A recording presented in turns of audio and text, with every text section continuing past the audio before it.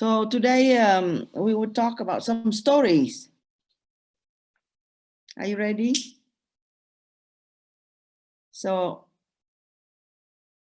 in ancient time, so the rishis know that people absorb better in forms of stories, the teachings. So they always teach in forms of telling stories, storytelling. So today I teach you different stories, and with the story is a teaching, okay? So first is a story of, in this epic book called Mahabharata, and there is a character named Draupadi. So Draupadi is a beautiful lady.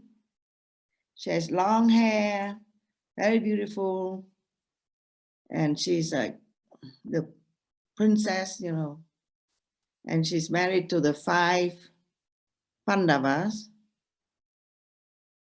you know, Arjuna and his brothers. And the story why she married 5 brothers is a different story, so I'm not telling today. But the beautiful story with her is,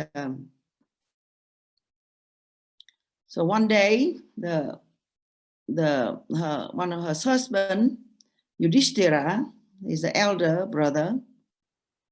He has one weakness. He's a very good person, very perfect, but he has one weakness.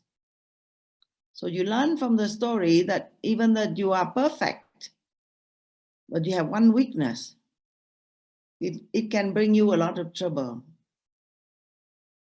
So Yudhishthira has one weakness, is he like to gamble. So his enemies arrange a game of dice, and they were cheating, so he lost the game of dice. And then he bet himself, he bet all his brothers, he lost them, he bet himself, he lost them. So this, so they say the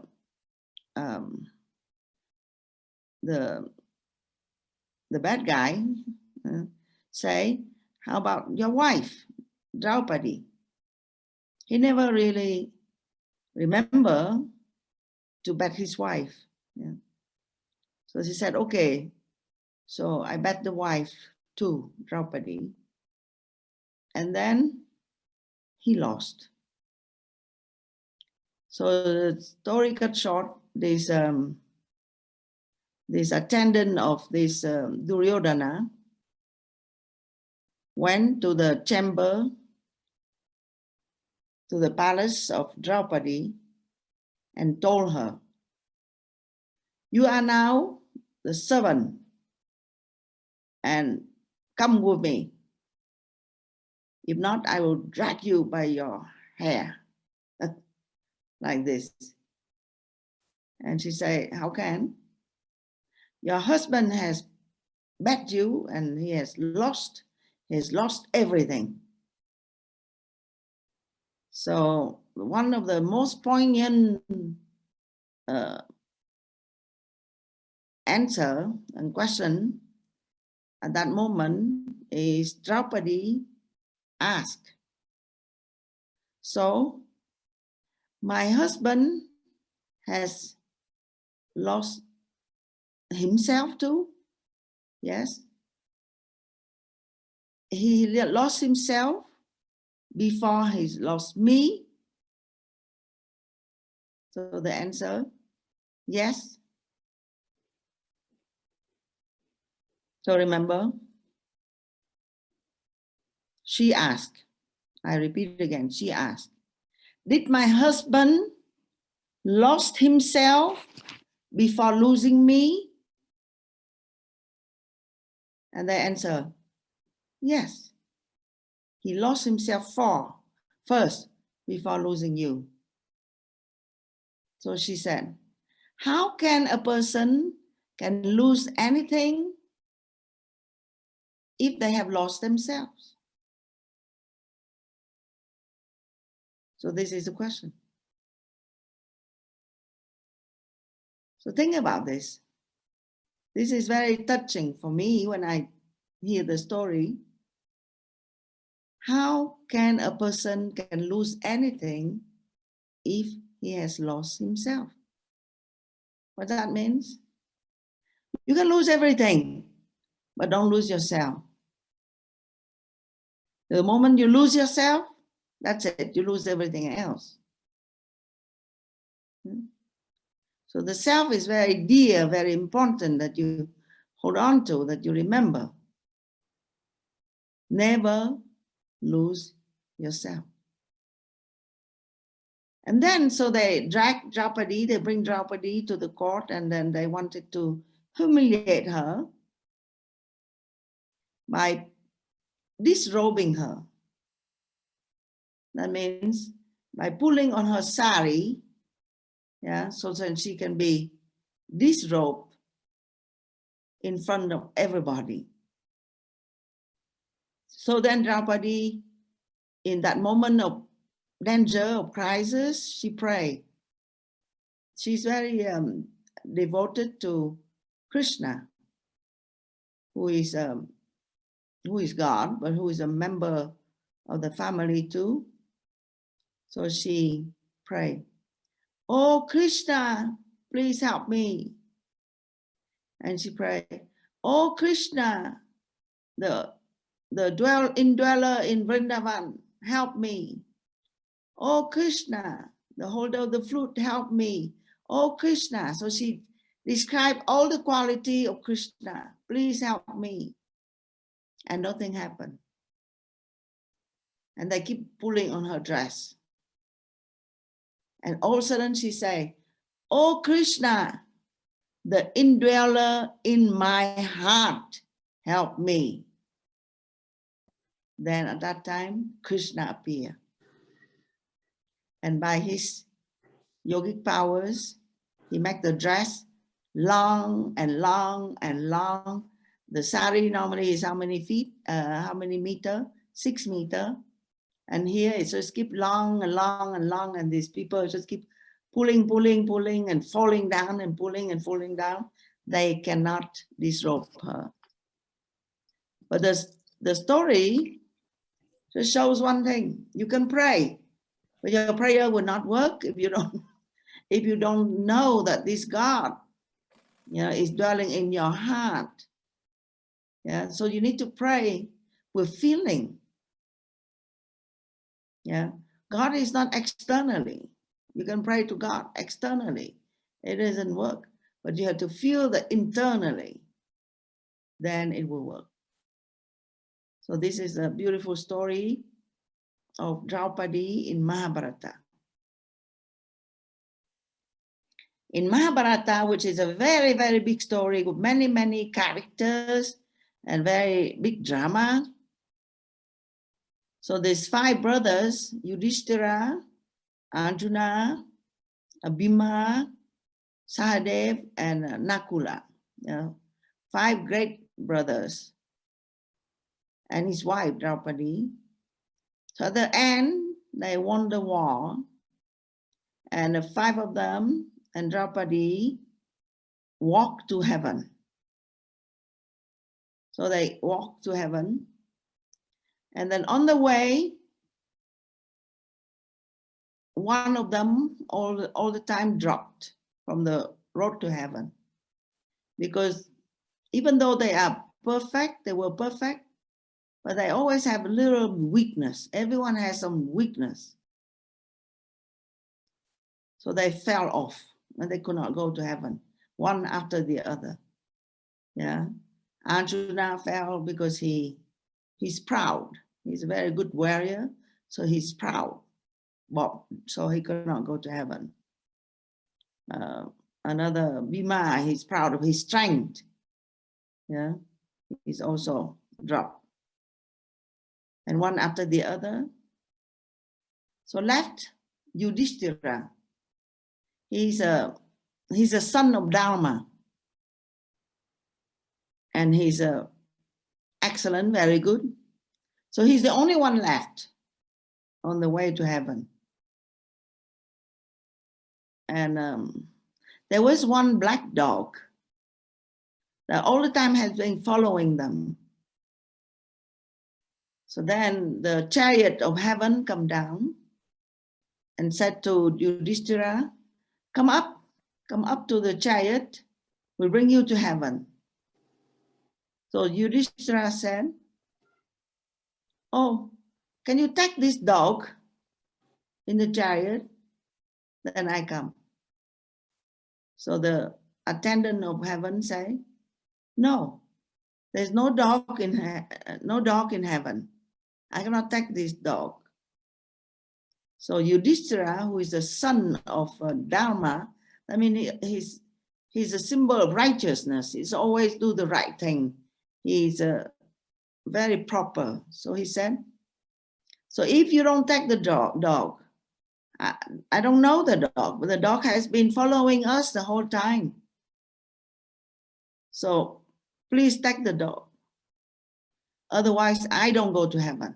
See? So he's ready to sacrifice his going to heaven, yeah, for his principle. At that moment, the dog appeared to be Dharma himself. So it was a test. So he found himself in heaven. And he arrived in heaven. He didn't see his brothers, you know, and he see all the bad guys were there.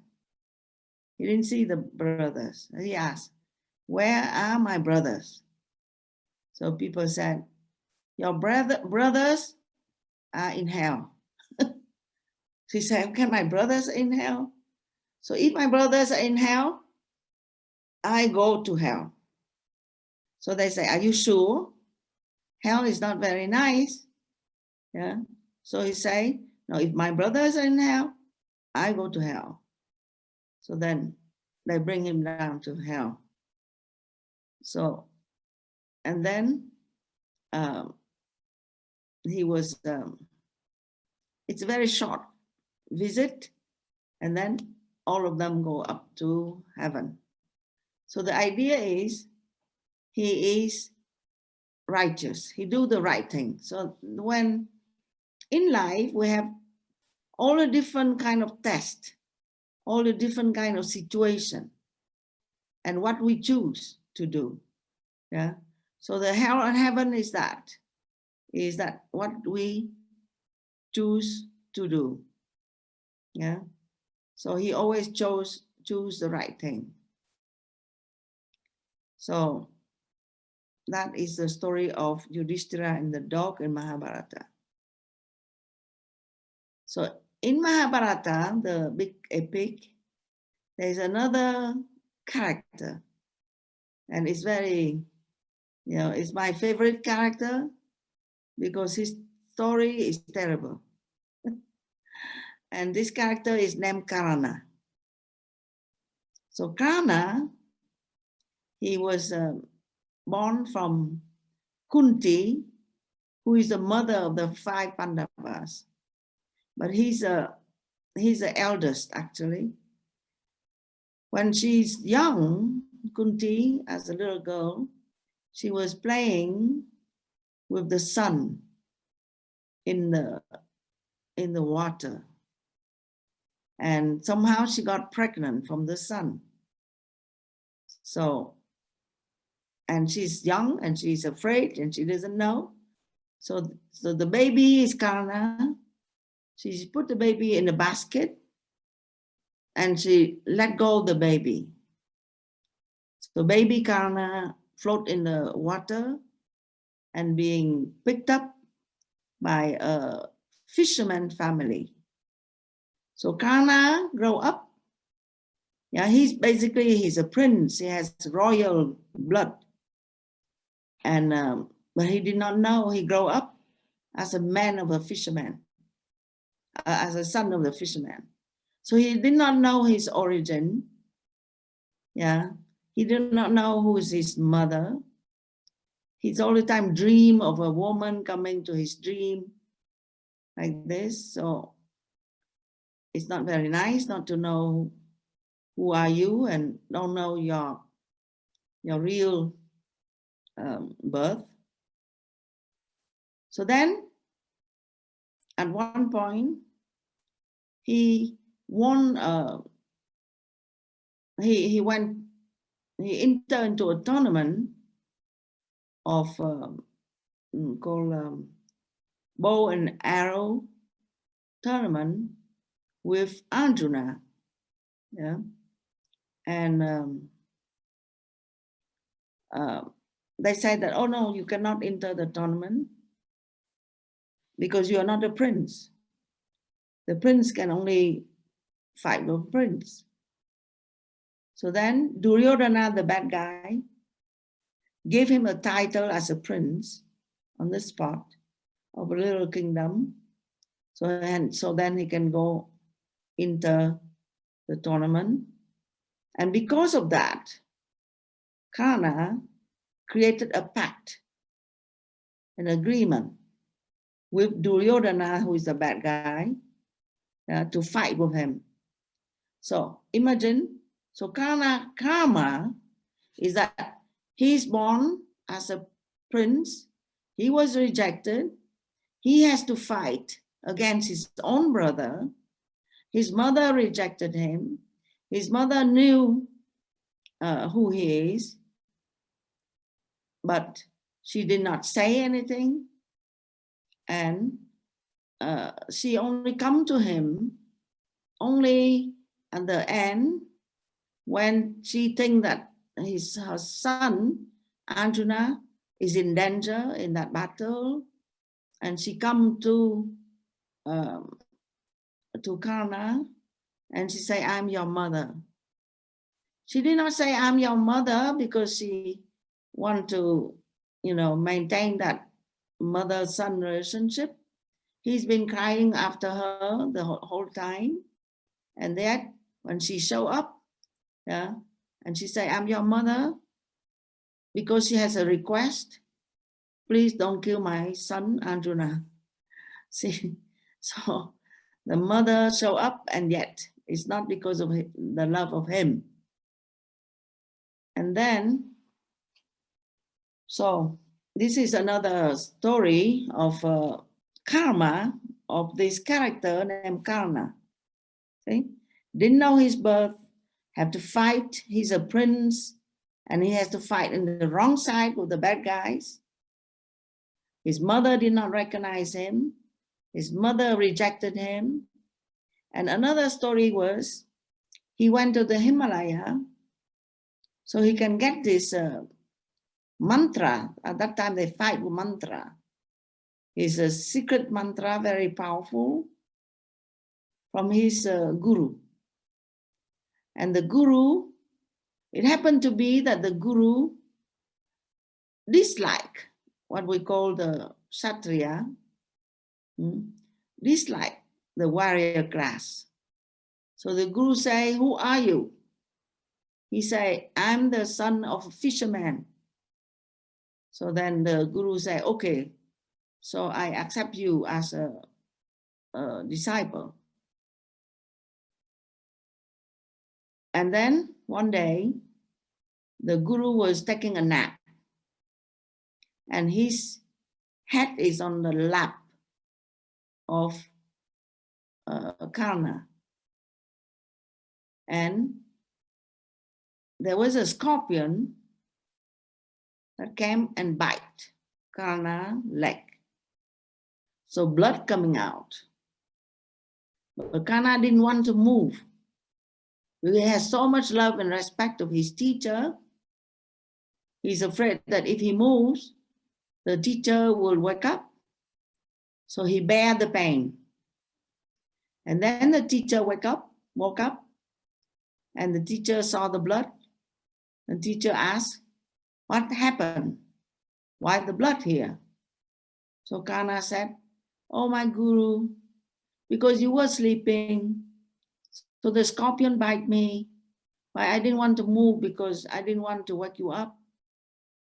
So the guru got very angry because he knew for a person to be able to bear the pain without moving, this person is not fisherman. This person is of noble birth. He is a Kshatriya. So the guru cursed him. When you want to need the mantra weapon, you're going to forget it. See? So he's again his karma. He's rejected also by his guru. And on the battlefield, at the sundown, because sun is his father. So when the sun is up, then he's very strong and powerful. At the sundown on the battlefield, he fell down, his chariot broke, and he's invoked the mantra, but he forgot it. So he got killed by Arjuna. Just to take the story short. So that is the story of karma, okay, of this guy named Karna. So are you okay? You follow all the stories? Yeah, for some of you, you are Indian and you know, but some of you might be completely new, never heard this story before. So anyway, I will tell another few more stories from this book called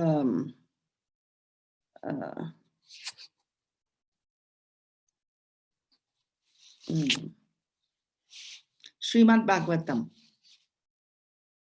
Srimad Bhagavatam is the story of Krishna, is a scripture that teaches about devotion, okay, about selfless love. So the story of Krishna and the greatest of his devotee is Radha. Okay? So one day, Krishna has many people, devotees, has many gopis. And the gopis are a little bit jealous of his favorite devotee. Yeah? Even when you are devotee, you're still jealous. So the gopis are jealous with Radha because they said, you know, how can we all love Krishna? And Krishna seems to like Radha more. So Krishna wants to teach them a lesson. One day, Krishna hold his stomach and he say, I have stomach pain, I have stomach pain. And then the gopis or the devotees, oh, my Lord, you have stomach pain. What can we do to help you? So he said, I know there's only one remedy, is if one of you going to wash their feet, and I can drink from the water that wash your feet, then it will cure me. So all the gopis, all the devotees, they want to save Krishna from pain, but they cannot come to wash their feet because, you know, the feet is considered unholy. And imagine that they wash their feet and give the drink to Krishna, the God, to drink. So nobody wants to do that. So they run here and there looking, who want to do this? And then nobody. So they come to one house, and knock on the door. The lady of the house came out. What is it? What Krishna wants? Krishna wants to drink the amrita that comes from the washing of the feet of one of his devotees. So the lady said, oh, no problem. So then she washed her feet, gave the amrita to them, and they give to Krishna. Krishna drank, no more stomach pain. So who's the lady? Is Radha. What's the difference between Radha and the other devotees? What's the difference?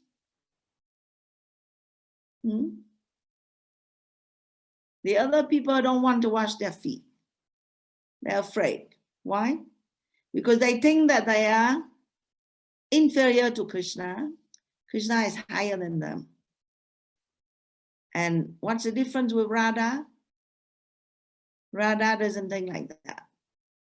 Radha obey. Yes, Krishna, that's what Krishna wants. So it's okay. She doesn't think that she's inferior to Krishna. So that's why Krishna loves her more. What that means? So every story has a teaching. It means that on the journey of called Bhakti Yoga, the path of devotion, at one time you would enter into what we call the Parabhakti. The Parabhakti phase is when there is no more, the devotee and God, no more differences, all is one. So that is the story. And then still Srimad Bhagavatam, the stories of the gopis or the lady devotee of Krishna. So they went one day to take bath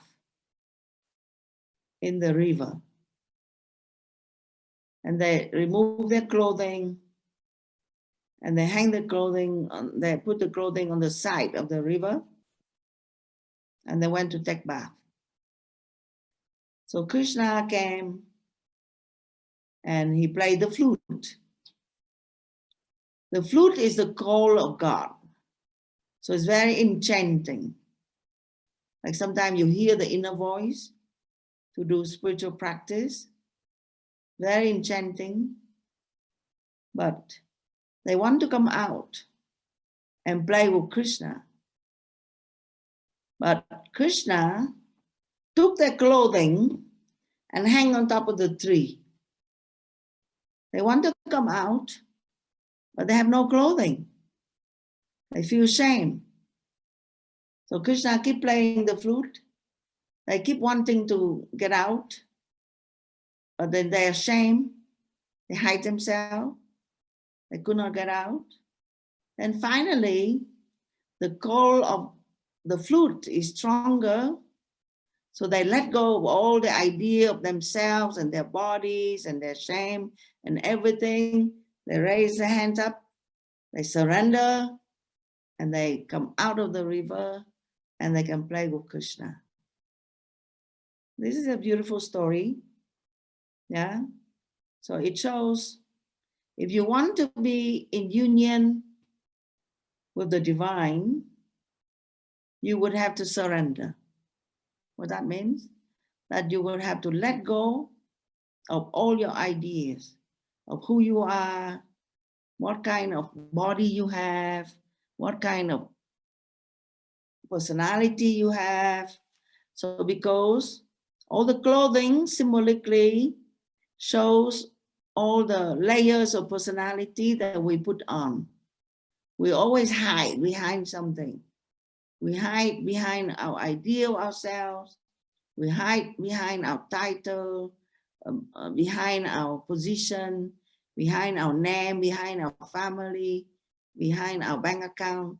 We always hide. The soul is attached to all this external thing, and that's how you cannot meet with the divine. So until one day that you hear the call of the divine and you let go of everything else, you surrender, then you can come and play with the divine. So that is a story. So all this story you need to hear 1 time, 2 times, 3 times, and you need to think about it and contemplate about it, because it's all teaching in the simple form of story, but it's a teaching. So this is a teaching, again, of self-surrender in Bhakti Yoga. You have to let go. Okay. So another story. So you tell me when I have to finish. So this is a story in another book. This epic book is called Ramayana. So it's a story of Sita and Rama. My name is Sita Ramananda. So it's my story. So it's a story of Sita and Rama and Hanuman. Hanuman is a monkey. Actually, he's a yogi, very advanced yogi. And when you become an advanced yogi, you have a lot of yogic powers. So when he was young, he saw the sun. He thought the sun is an orange. So he jumped up to the sun. He has capacity to jump up to the sun and try to get the sun. So the whole world is upside down. So everyone is very scared. And then his elder, somehow make that he forgot his yogic powers. So then he becomes just a normal monkey. And one day, Sita is being kidnapped by Ravana, the demon, and far away from Rama, the husband. So Sita represents the ideal wife, Rama represents the ideal husband. But in fact, Sita represents the individual soul, Rama represents God, and the love of Sita and Rama is like, the symbolic story of the love of the devotee and God, like husband and wife. So the story anyway is Hanuman forgot his yogic origin. He became a normal monkey until he met with Rama, Lord Ram. So he found his mission in life. And then all of a sudden, he remembered everything. He became a great yogi again. He has all his great powers back again. So what's the teaching here? The teaching just says that, you can have big powers, but if you don't know your mission, you can misuse them. But it's important that you dedicate. So the dedication, Hanuman represents the servant, the very dedicated, the great devotee. You need to dedicate your action to God, to the highest good. Then when you have a mission, a selfless mission, and Hanuman represents the prana. When the prana is concentrated and for the right purpose, then you become very powerful. So this is what happened. He met with Rama. He found his mission is to bring back Sita and Rama and to serve Sita and Rama. Sometimes you have pictures that he opened his heart and you see Sita and Rama sitting inside. So he wants to bring Sita back to Rama, and all of a sudden all his powers come back. So for example, he has the power of being able to fly, the immense strength that he has. So one time he has to go to the mountain to get a herb to be able to cure Lakshmana, who is injured. So he didn't know what herb. The doctor sent him to the mountain to find the herb, but he did not know what herb.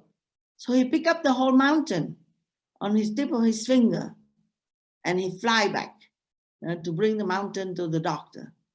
See that this kind of feat that he can do, because he's a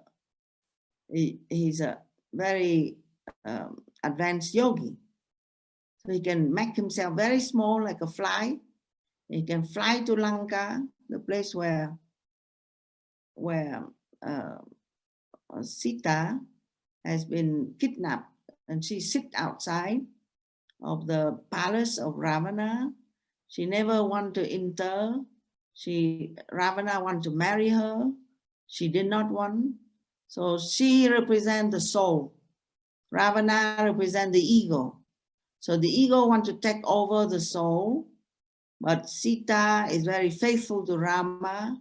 I mean, she's always maintained her connection to her divine nature, to her higher mind.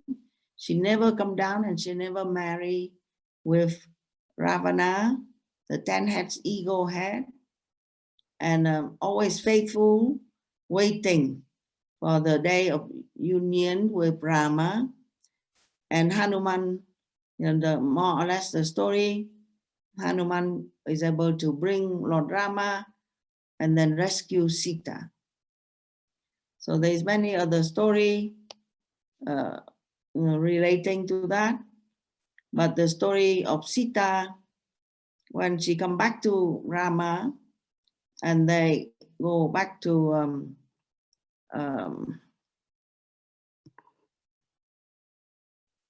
so I need somebody to help me.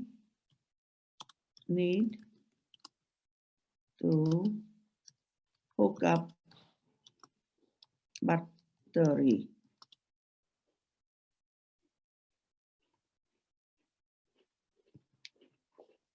Oh, no more battery.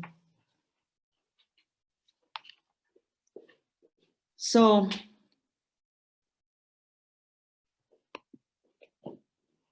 she come back to the kingdom with Rama. Rama is a king. She come back. The people welcome them.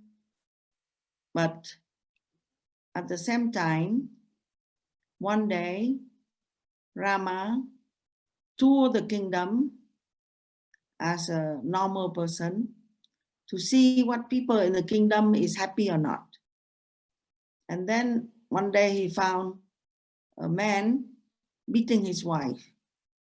The man is saying, I'm not like Rama. He's taking his wife back. The wife stay at some other man for a long time. And then he take her back. And then, so Rama realized that the people in the kingdom, they need to follow good example.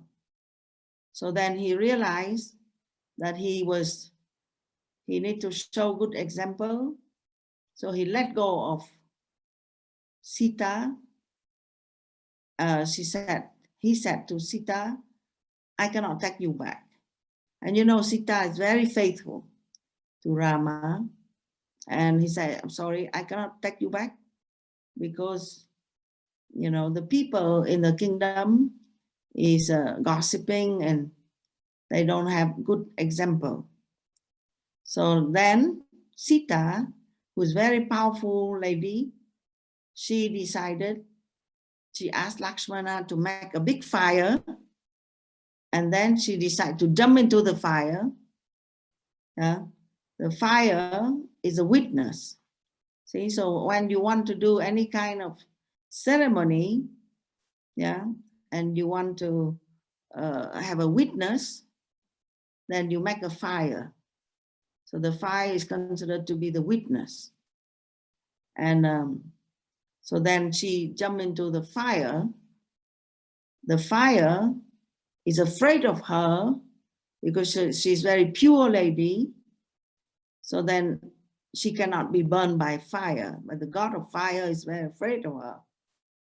So then she went through the test of fire, of her purity, and she came out untouched. And so the story continued, but Rama took her back. So this is the test of fire.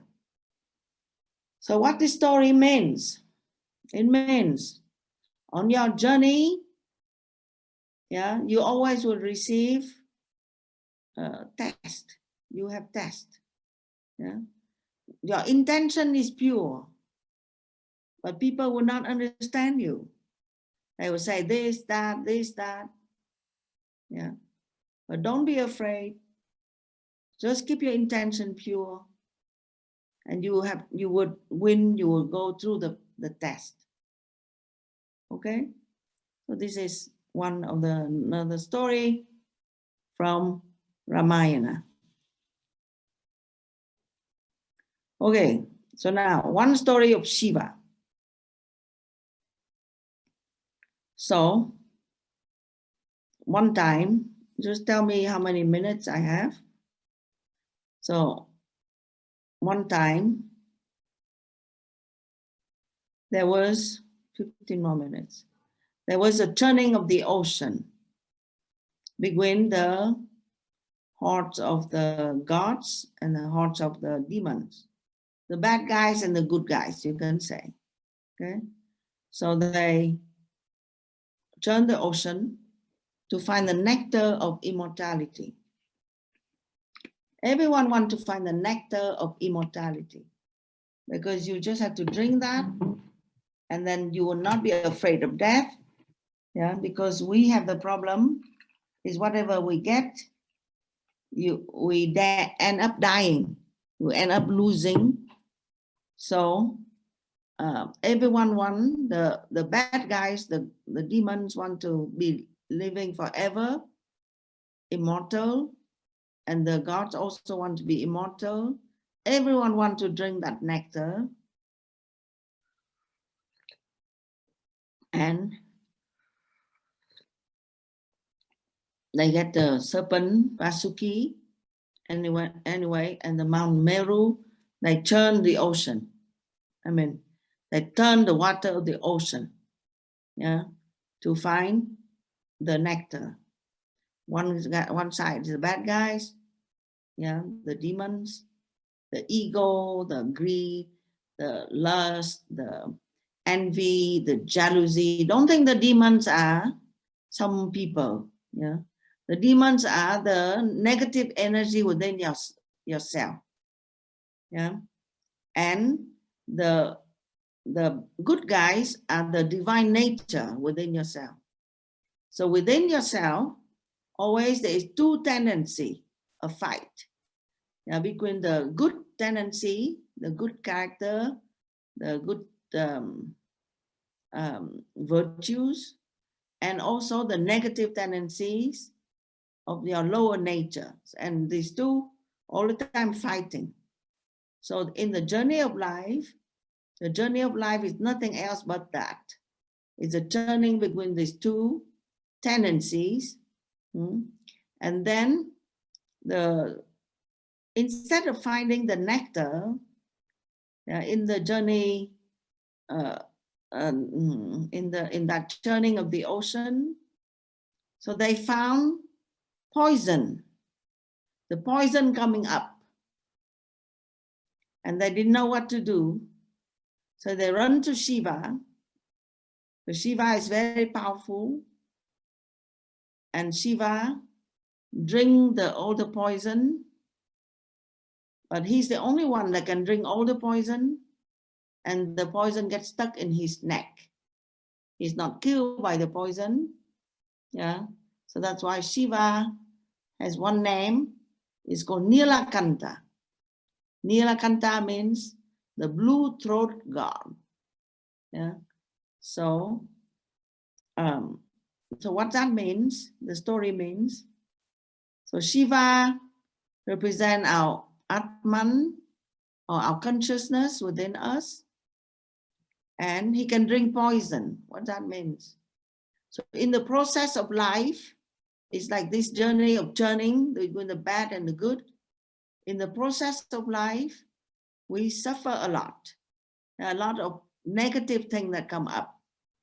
Yeah, we have to encounter people that try to cheat us, and then some suffering that is there, and then so all these negative things come up, and sometimes we are very stressed.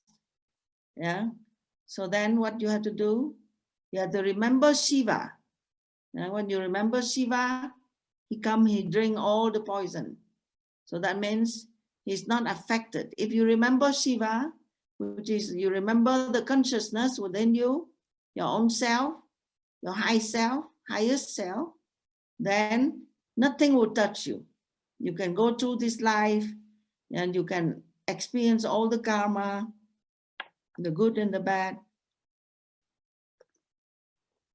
And you try to fight your life and find the light within you. And then you have to go through some suffering. Yeah. But if you remember Shiva, you remember the consciousness within you, then everything will be fine.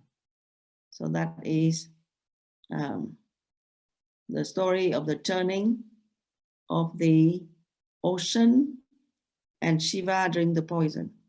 So after that, the nectar came. Yeah, from the turning, the nectar came. So Lord Vishnu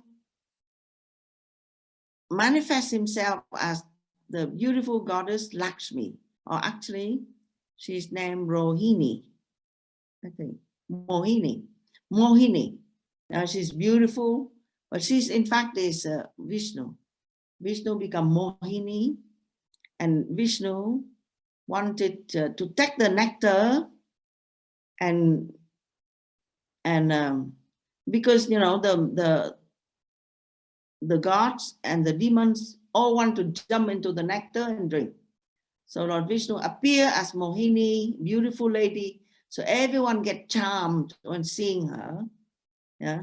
So then Mohini catch hold of the nectar, and Mohini, who is Lord Vishnu, have the intention to give the nectar only to the gods, only to the good guys. I mean, only the good guys can live forever. Yeah, and the negative guys will die.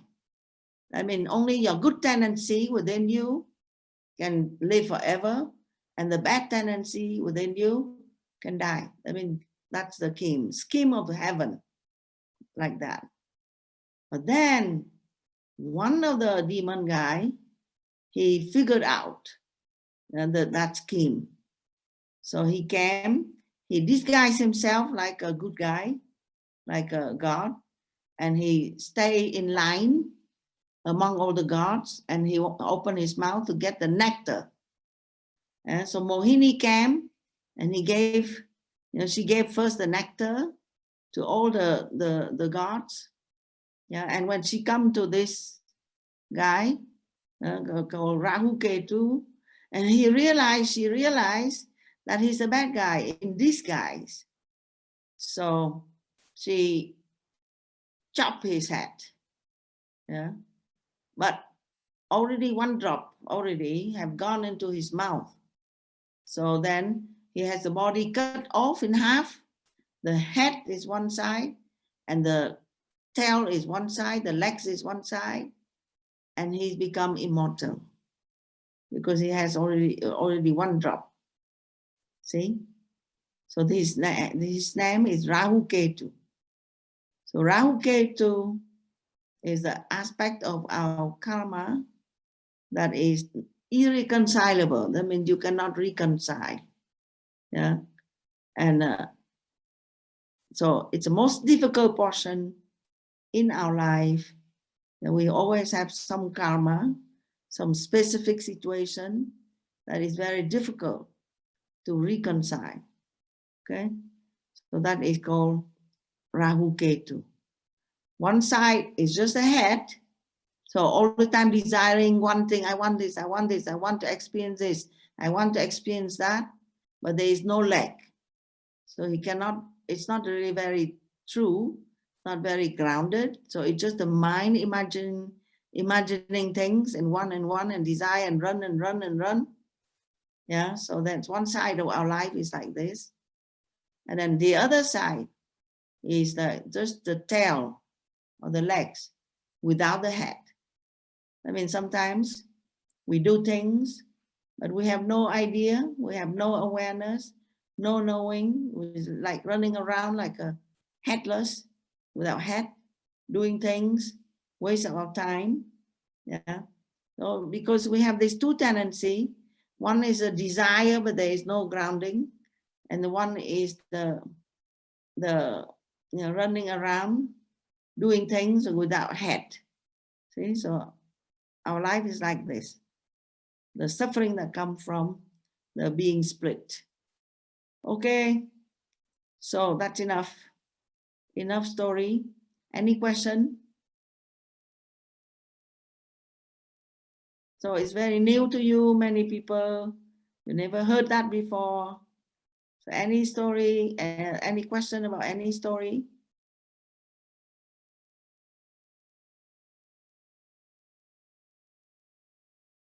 No? Okay.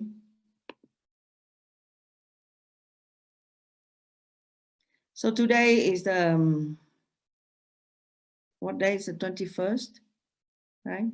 20. The 20, yeah. So on the 1st of February is the Lunar New Year, Tet celebration. And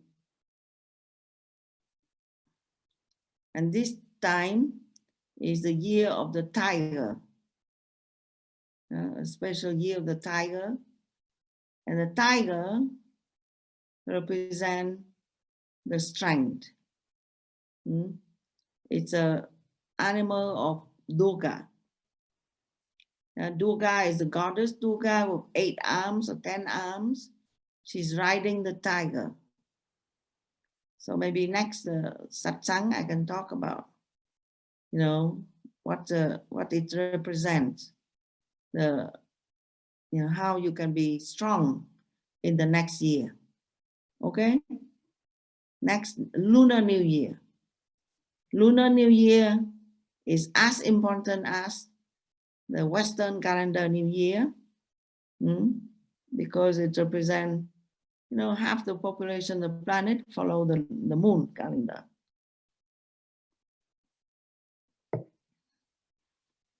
The year of Durga, very strong. Okay, so we will talk about that.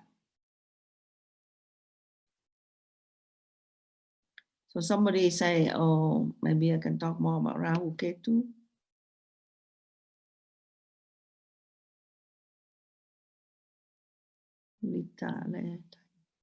Rahu Ketu.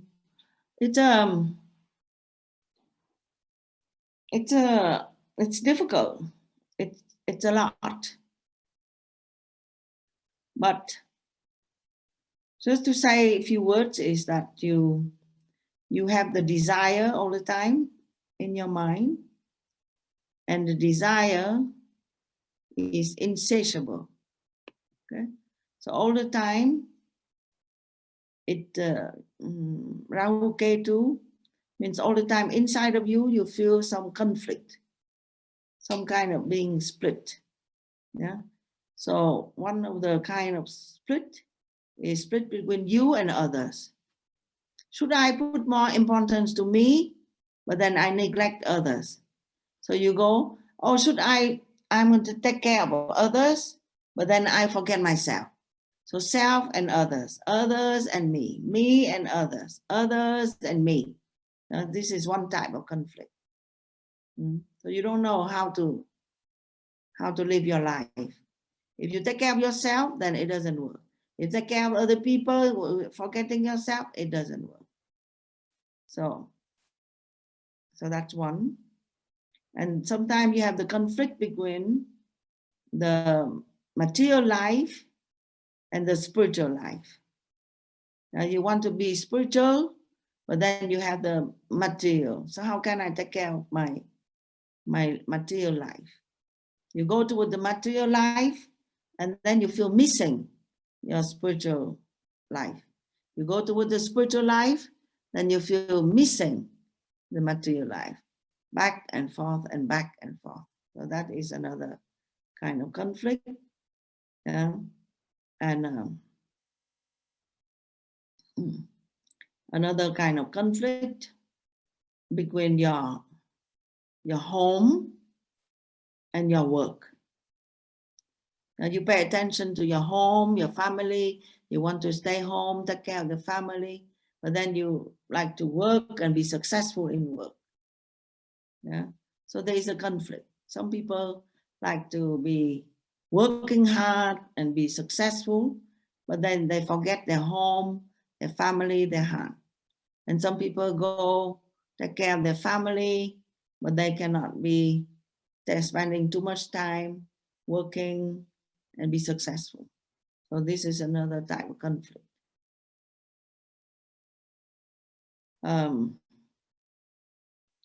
So that's enough.